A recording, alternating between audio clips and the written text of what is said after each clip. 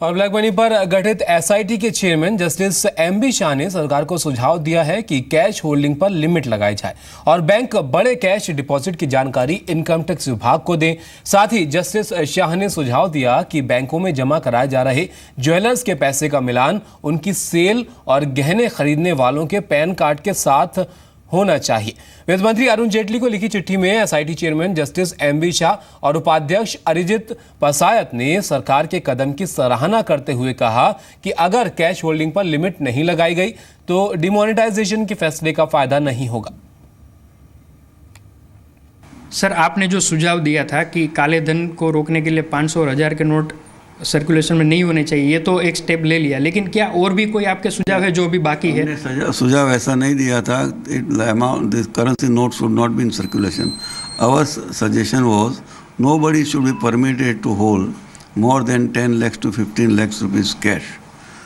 And second suggestion, other suggestion is that whosoever withdraws more than 10 lakhs rupees from the bank, they would be under observation.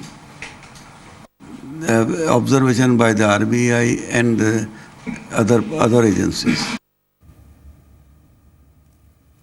और संवाद करने के लिए हमारे साथ राजीव ऋषि, चेयरमैन इंडियन बैंक्स एसोसिएशन, इस वक्त मौजूद हैं। सर, बहुत बहुत स्वागत है आपका। तमाम खबरें इस वक्त करेंसी एक्सचेंज को लेकर बाजार में चल रही हैं, लेकिन सबसे पहले मैं आपसे ये पूछना चाहूँगा कि करेंसी जिस तरह से देखा जा रहा है कि बदलने के लिए दिक्कत लोगों को आ रही है थोड़ी सी, उसको कब तक नॉर्मल होता हुआ आप देख रहे हैं? देखिए, let me begin by saying कि ये एक बड़ा ऐतिहासिक कदम था, बड़ा बोल्ड मूव था। तो कुछ एक परेशानी कुछ समय के लिए होना स्वाभाविक था। इवन प्राइम मिनिस्टर साहब ने भी जब ये अनाउंस किया था तो उन्होंने कहा था कि कुछ समय के लिए परेशानी हो सकती है, लेकिन लंबे समय के लिए बहुत अच्छा एक कदम है। जब ये हमें 9 तारीख को अवकाश दिया गया था, आपको मालूम है 9 तारीख को बैंक्स बंद थे, तो उसमें हमने पूरी तैयारी कर ली थी। इनफैक्ट अगर आप देख रहे होंगे कि जिस शाखा में आगे 4 काउंटर थे, वहाँ पे आज 8 काउंटर्स काम कर रहे हैं।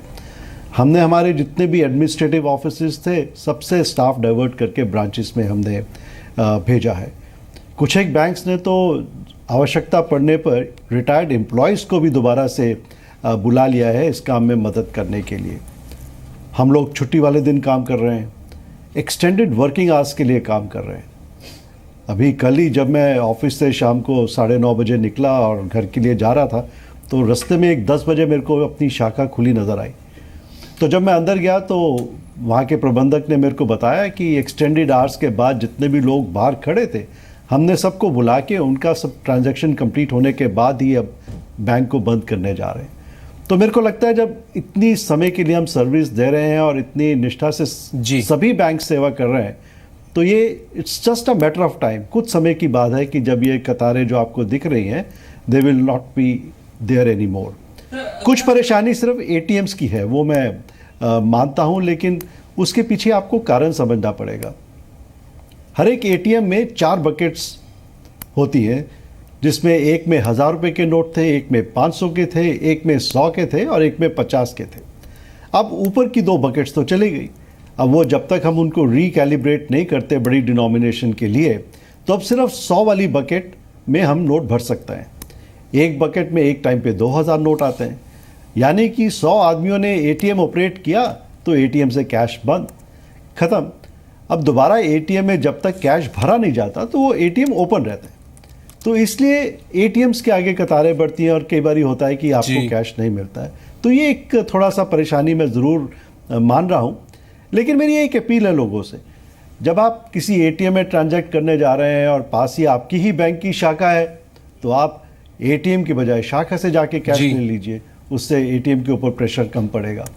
लेकिन जो भी है, मेरे का ये मानना है कि अगले 4-5 दिन के अंदर ये स्थिति सामान्य हो सकती है।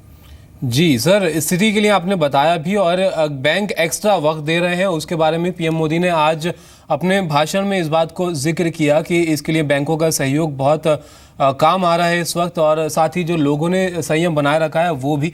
एक चीज़ सर आपने बताई कि 2000 का नोट एटीएम में नहीं मिल पा रहा है क्योंकि बकेट जो है वो अभी ठीक करनी है और उसके लिए थोड़ा सा वक्त लग रहा है। लेकिन एक खबर ये भी सुनने में आ रही है कि जो दूसरे बैंक्स के एटीएम हैं वो इस्तेमाल में नहीं आ रहे हैं, वो ठीक से काम नहीं कर रहे हैं एटीएम में। सर इसके बारे में कुछ बताइए।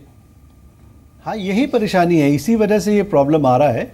लेकिन जहाँ तक हायर डिनोमिनेशन की बात है, उसको रिकैलिब्रेट करना पड़ेगा एटीएम को दोबारा से, क्योंकि ताकि वो वाले नोट एक्सेप्ट कर पाए और डिस्पेंस कर पाए जी। तो वो एक टेक्नोलॉजी का विषय है, उसमें थोड़ा समय लगेगा, तो इस करके वो हम नहीं कर पा रहे।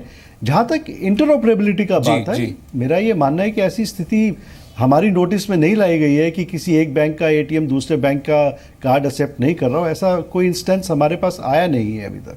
जी चलिए, बहुत बहुत शुक्रिया सर। राजीव ऋषि, चेयरमैन इंडियन बैंक्स एसोसिएशन, हमारे साथ जुड़े हुए थे और बैंक्स में एटीएम को लेकर जो तमाम बातें हैं उसका उन्होंने यहाँ पर जिक्र किया और बताया कि थोड़े से वक्त में ये जो सिचुएशन है फिलहाल लंबी लंबी लाइनों की, वो हल हो जाएगी।